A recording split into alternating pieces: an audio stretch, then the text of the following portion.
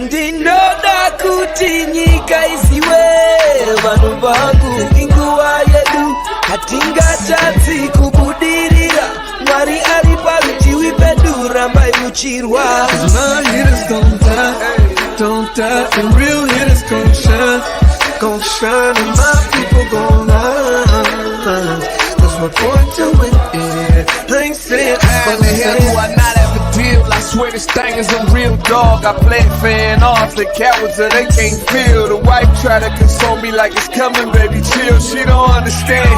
I'm the only one that's real. I remember the third grade. Them kids, they had waves. I had them BDBs. You know that Zimbabwean grade. So they do shades. And your boy hit the stage, press play, and all the chicks was like, yeah. While boys was moving bricks, I was moving chips. If she gave me calculus, gave her a mouthful of it. Heat rose to this thing, boy, I bet on myself.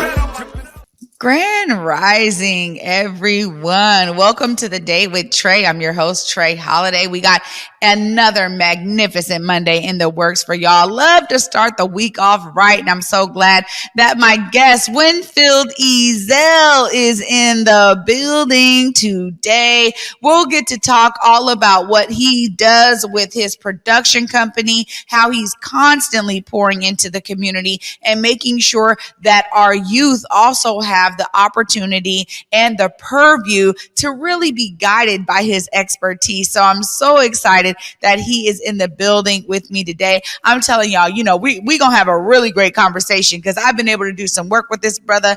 I know him well, so I'm excited that he's joining me. Of course, y'all know it is the top of the show, so it's a great time right now for you to participate with us.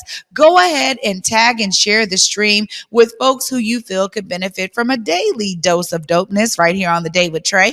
If you cannot watch our TV show here, we surely have you covered because you can listen to us anywhere you find your favorite podcast. Just search Converge Media Network and The Day with Trae. Y'all will find me on Google, Spotify, iTunes, SoundCloud, Apple Music, whichever platform is your favorite. Go ahead and search for us and y'all will find us there. Well, before I get into it with Winfield today, I am so excited. I had the pleasure and the opportunity to connect with Apple and we're talking about A for Apple Learning Center. Absolutely. And I want to give a huge shout out to Apple, her entire team for uplifting our young folks in the community with such phenomenal programming, y'all. Seeing it inside, watching them connect with those young kids. I'm telling you, it was beyond. I've been talking to Apple for a very long time about what her center is going to offer before it was even open. And now to really be able to see it in practice, I'm totally elated. Check out A for Apple Learning Center. Good morning. Good morning. I'm so glad you came to do a tour. Let me get your tip. All right, come right in. Welcome to A for Apple Learning Center. If you can hear my voice and you're looking at Miss Apple, touch your nose. Hey everyone, Trae Holiday here, and I am at A for Apple Early Learning Center with Miss Apple herself right here in the historic Central District. Apple, this is such a phenomenal center. Thank you for bringing us in so we can see all of the behind the scenes that goes on right here as they are teaching the children right behind us. Apple's going to give me a little tour around the building so we can actually see how A for Apple Early Learning Center is providing early learning and literacy for young folks right here in the Central District. Sounds good? Let's do it. All right. My mom, she actually birthed A for Apple over 26 years ago. So I'm her business partner. She laid the foundation and I just elevated to where it is today. It seemed like she always had the children in the community. So she birthed A for Apple. Everyone was asking for care at A for Apple and my mom had this long waiting list. So I came up with this idea. Hey mom, let me become your business partner. I know I can revamp some things and this can be great for everyone. So here we are today on 23rd in Jackson in the same neighborhood that A for Apple was birthed.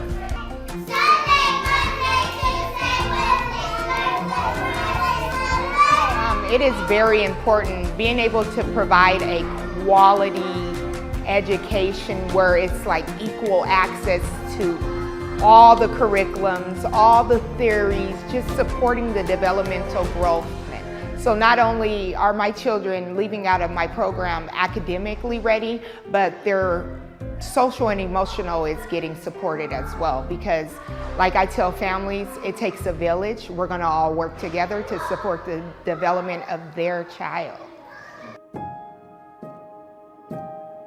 You know, I graduated with my bachelor's in early childhood education in June. Wow. And for me, that was a wow moment, because I really didn't have to per se, because I already had the business. Right. But who wouldn't want to stay educated and on top of knowing how to better support the children in the community? I know watching my mom struggle, but she never made it a struggle for us. I like being able to give back, to take that ease off of families, and just being able to support them. Seeing families walk away with a smile and children so excited to get something new. In 5 years, I see A for Apple possibly having a second location. We do a lot of community work where we give back to the community, providing free resources. So I definitely see A for Apple Part 2 along somewhere in the Central District. That, again, I want to make sure the area that I grew up in and the area that I have ownership in, that is strengthened and everyone's able to have access to quality education and resources. Wow, Apple, thanks so much for showing us around. Yes. A for Apple Learning Center is doing it all. I mean, I got to see some kids doing their counting in French. So we're a dual language program, so yes, definitely. Well, you are offering so many amazing things here. If families are looking to connect and bring their young folks here and learn more about all the literacy programs that y'all are doing, tell us how we get families here. Definitely. Reach out to us at aforappleLearningCenter.org. We're always scheduling tours for families to come in so you can see the children interacting as well as the teachers interacting throughout the day. Great work, Apple. Phenomenal.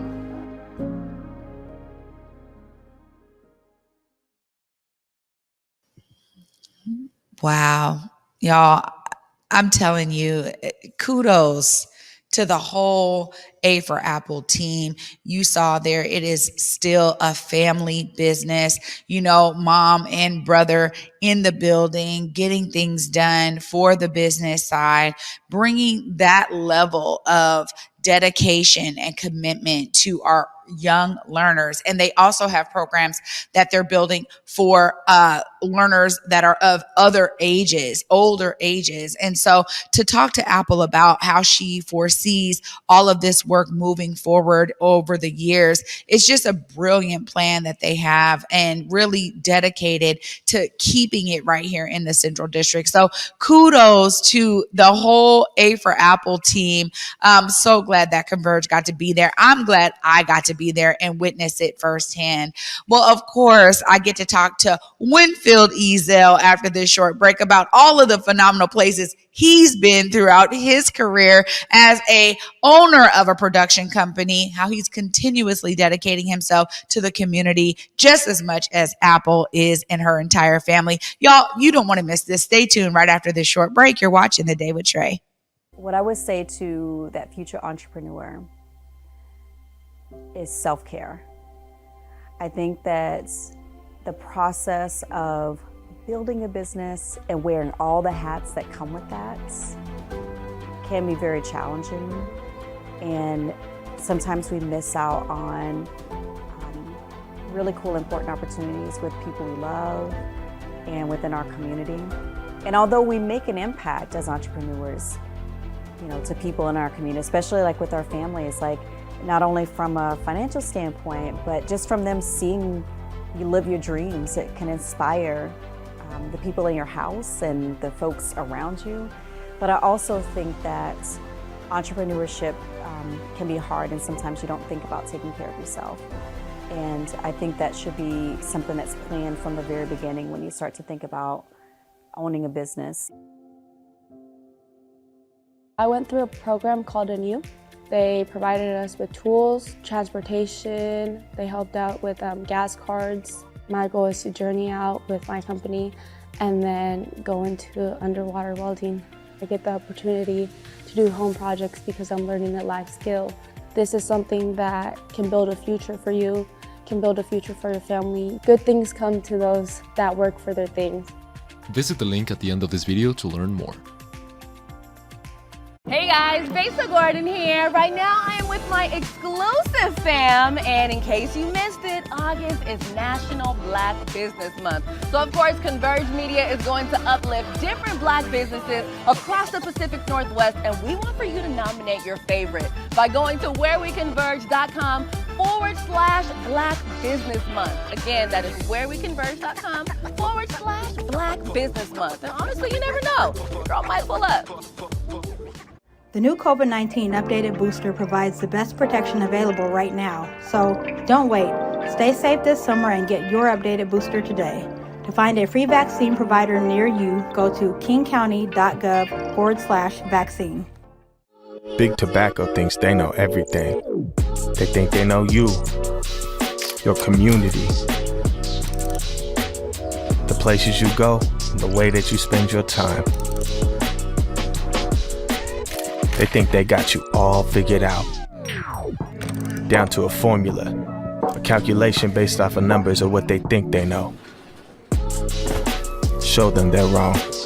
Learn more at theythinktheyknowyou.org.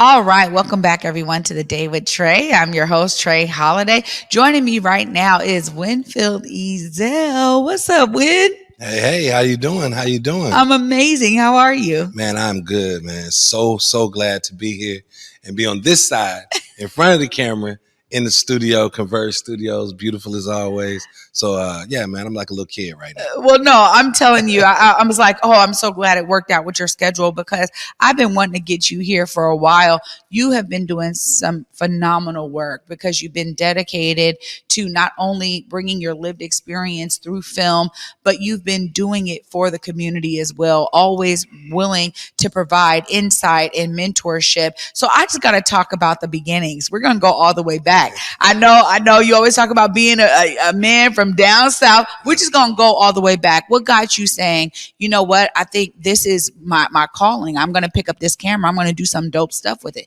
Tell us about those beginnings. Well, you know, what's interesting is I grew up in a real estate household. My dad was an entrepreneur, real estate, came from corporate world.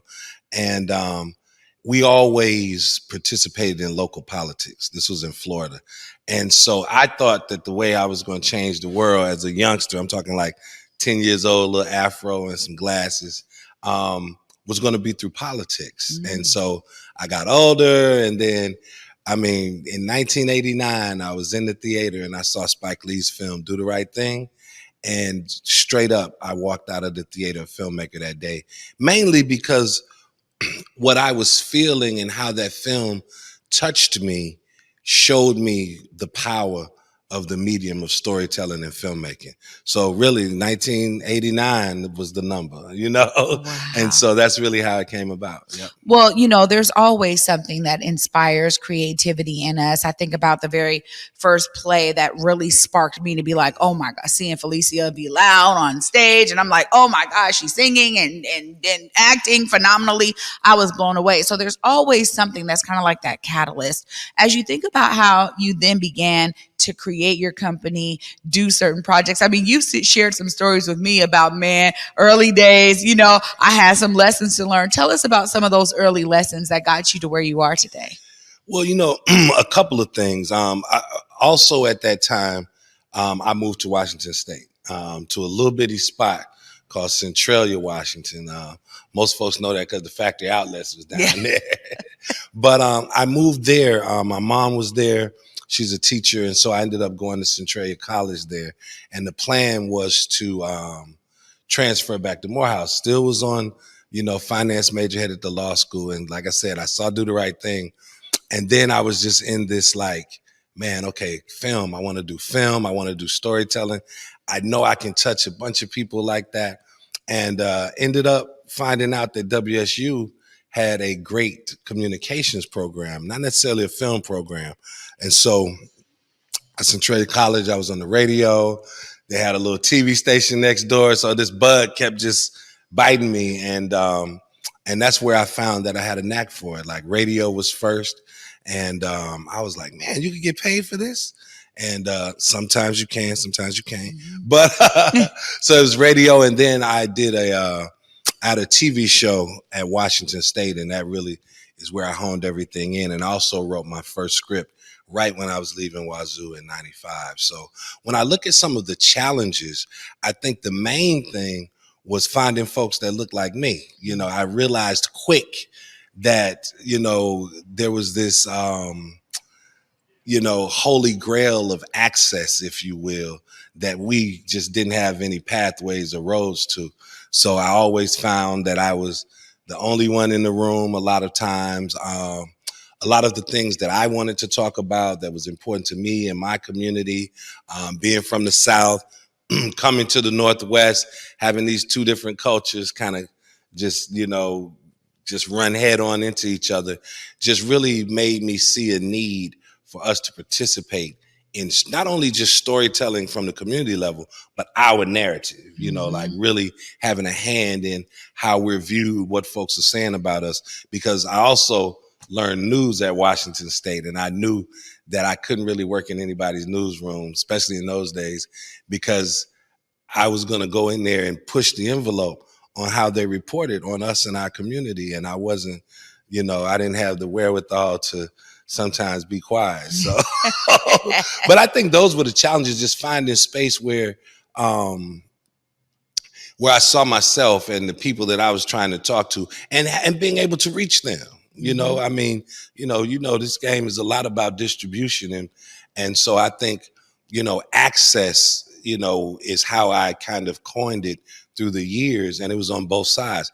Access for us as a community to content that represents us, but then also access for us as content creators on how we reach our community, you know, avenues and pathways.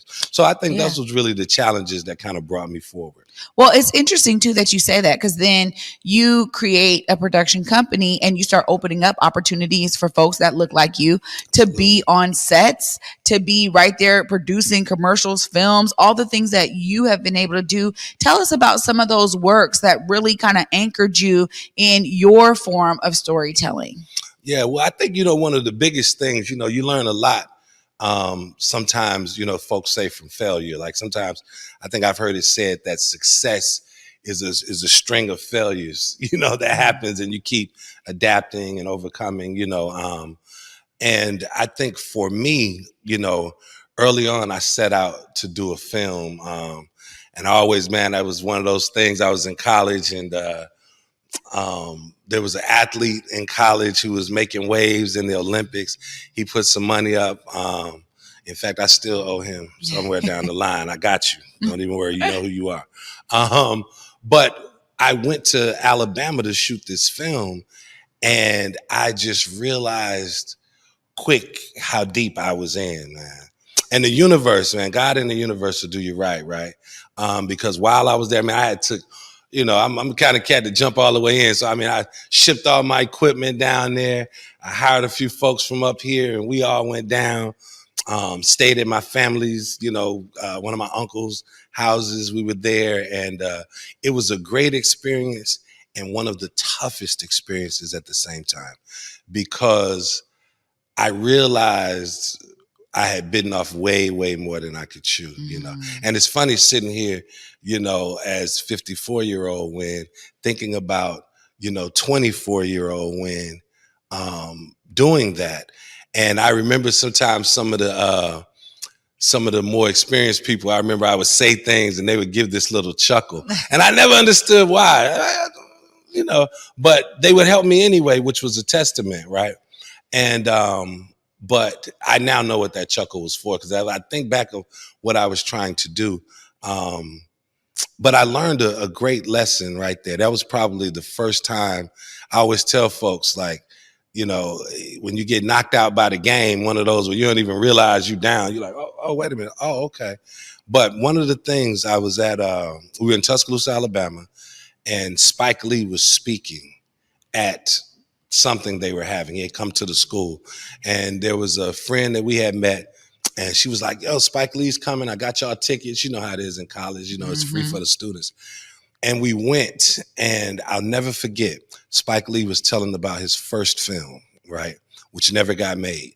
And I remember he was talking about, he said he was in the bathtub laying there and got all shriveled up, had been in there because he knew when he walked out, he had to go tell everybody who all of these people are now great individuals in our industry. I mean, Ernest Dickerson was there. Monty Ross was a great producer.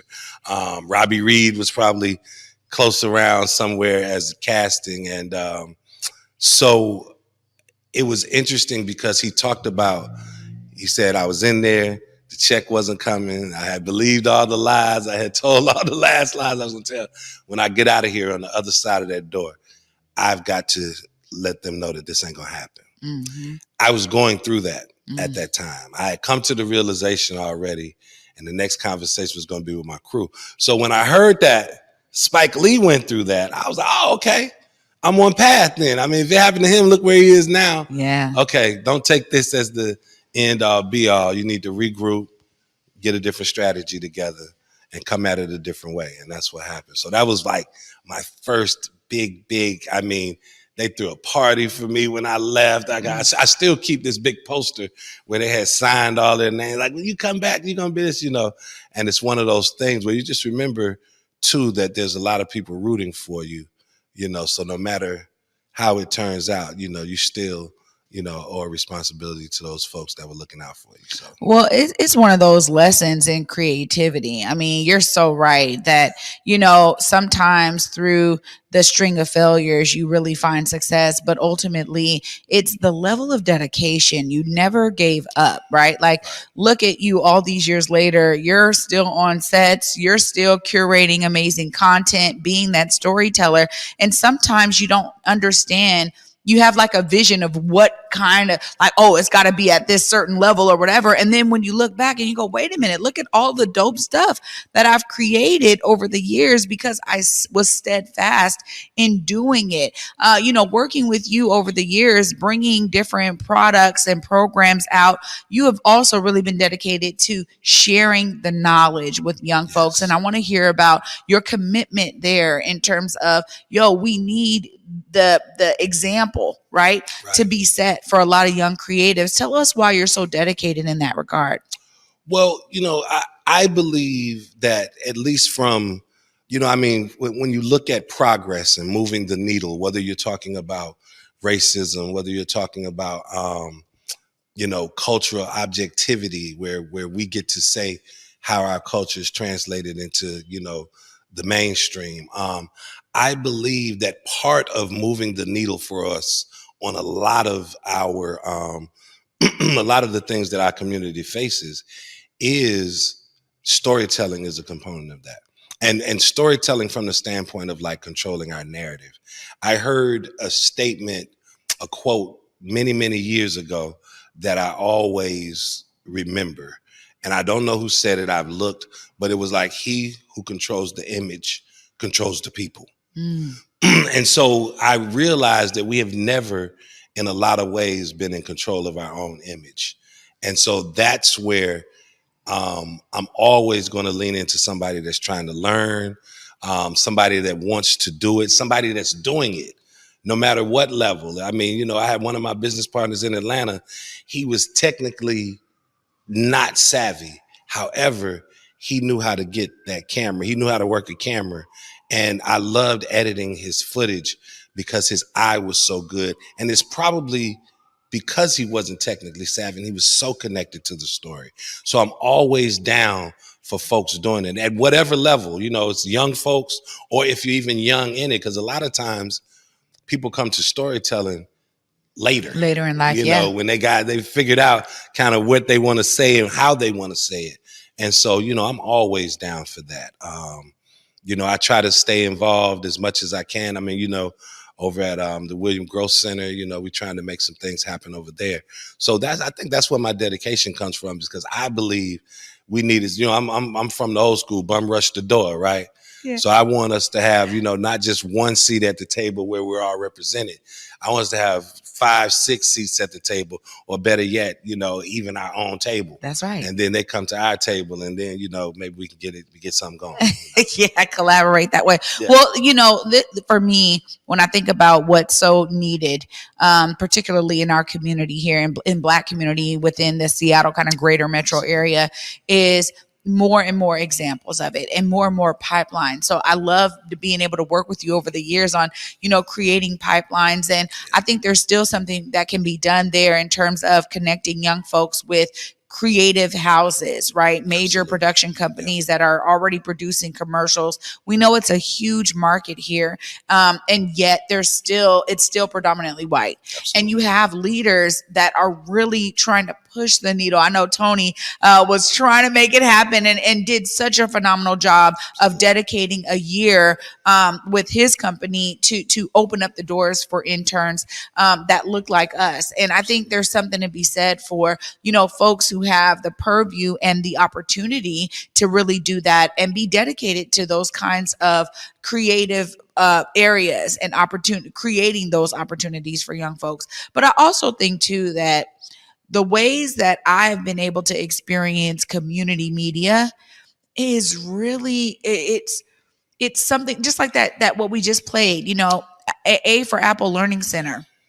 We get to go in because we got a great relationship with Apple, with her family. It's like there's something that's so special and unique. And you've been bringing your talent and time and treasure also to Converge Media. You've been doing a lot of different work, and thank you for that. But there's something to be said too about this rise of community media. I just don't think we experience what we're experiencing now, being able to own this narrative, as you talked about. How have you been inspired by the projects you've been on at Converge? Because you've been part of some phenomenal stories. Yeah. You know, first of all, shout out to Omari for having the wherewithal to see value in what I was doing, also what my crew was doing. You know, Sean Cokes, Trae Zell, my son. Trae and I got to really dig in this summer with Converge. And, you know, the beautiful thing about not only working with Converge, but first I'll talk about it really from the value that I've gotten out of it, is it's another layer into being a part of the community, because we're doing true community stories from every perspective. Even when we were doing something major, like Major League Baseball, when the All-Star game was here, but we were doing the Swingman Classic, HBCU. We were in the International District. How are these things affecting us? You know, we went over to the Liberty Bank building and talked with, you know, Brother Y. King, and talked about just letting people understand that our experience, right, our community experience is as much a part of the foundation of everything that's going on, past, right, present, and future, and more importantly, the future, right? I was listening to Stick from Dead President. He mentioned one of his lines was something about you plant the seed now and you'll eat when it's time to, you know. And I think that right there is really what I think Omari and Converge has planted these seeds, and now it's time for us to eat. You know what I mean? Because, I mean, like you said, I've been on some great projects. We just did Rise Above. They're doing, you know, combating suicide and homelessness for Native youth. EYFO, they've been around for 23 years doing summer programs as well as after school programs, being that bridge between school and home and the things that happen. I mean, I've just done so much. We went out to Suquamish and learned about a baseball team that they sent to Japan in 1921. I mean, it's just so many stories. And, you know, coming from the South, I'm used to community stories. There's so many stories. I do a lot of work in Mississippi, New Orleans, Alabama, Georgia, Florida, all down there. And we've got dope stories everywhere we go, you know. And I'm talking stories that can go up the ladder and become national and global stories, you know. I mean, just like Selma, I do a lot of work in Selma, Alabama, and that place is just, we hear about Bloody Sunday, but there's so many more foot soldiers, as they're called, our elders who were on the ground at 13 and 14 years old. I talked to Black farmers, our heritage, right? And getting back to, as we get into wellness and really taking better care of ourselves, that's one of the things that I try to do, is connect some of these things. So, what Converge has done, is doing, and I know will continue to do, is truly making sure that the community has a voice, that the community is connected, and also that we claim our space within the bigger community. There it is. Yeah. When, thank you so much for coming on today, for sharing a bit about your story. I think we could do a whole special because you have a whole plethora of experience to share. But of course, if folks are looking to connect with you, you got social media, you got a website, you got a whole production company. Look right there. Let them know how they connect with you. So, right, man, on Instagram, to connect with me personally, is Win Ezell, Winezell. I always say no relation. But also, and that's my personal, but what we're about to do right now is really launch our story at Obsidian. So Obsidian 360 on Instagram, as well as on Facebook. And then also we're doing some stuff in the cannabis space, and we're really, I call that the green space, because it's not just cannabis, it's also about health and wellness. So we're moving in there. So on Instagram, I Seen Green, and we're really just launching all of these things over the rest of this year, this final quarter. So I think, we decided to tell our story as opposed to put a whole bunch of stuff up like we've been there forever.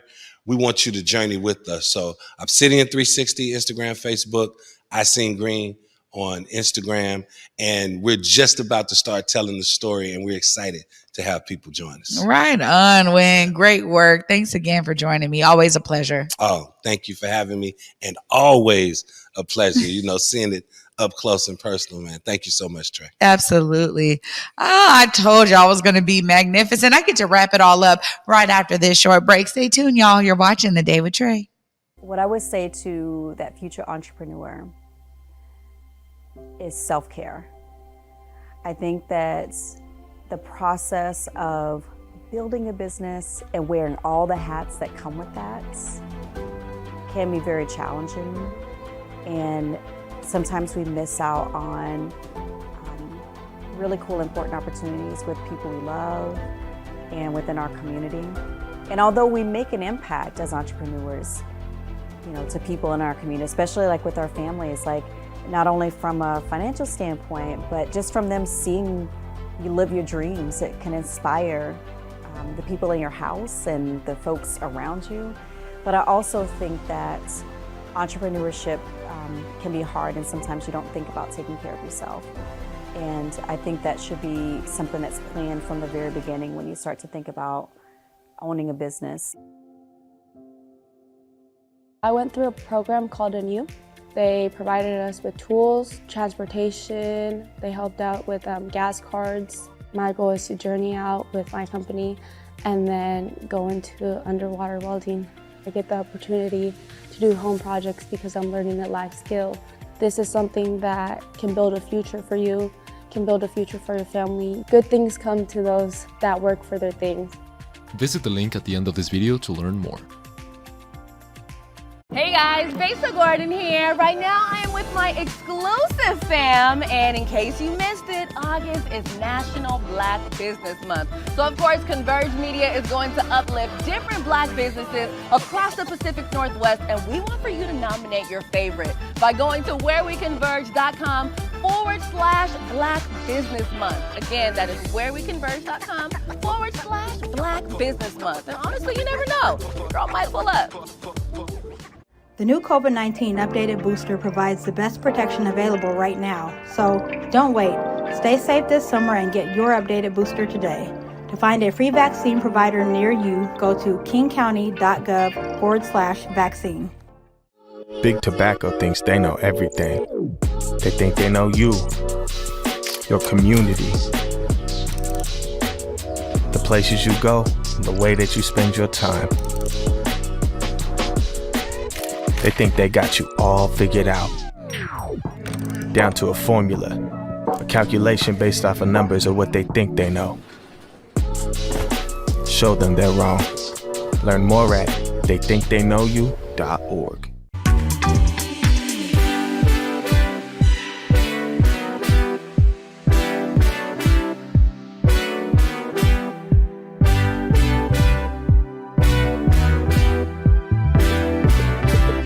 Welcome back, everyone, to the Day with Trae. I'm your host, Trae Holiday.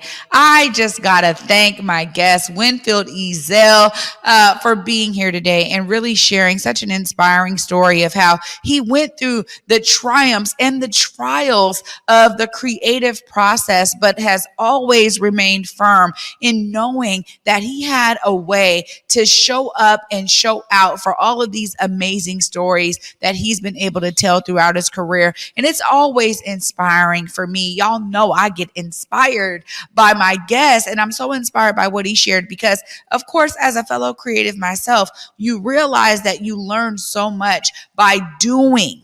And that's really what I heard him share today. So much of this is by doing. So I'm encouraging you, be inspired and find your doing. What is it that you should be doing? How could you be affecting your community in a positive way by doing something? Absorbing is great too, but it also should inspire you to do. So find your way, y'all, to see yourself as a part of the solution, as Win has. And of course, for me, y'all, thanks for watching. Until tomorrow at 11 a.m.,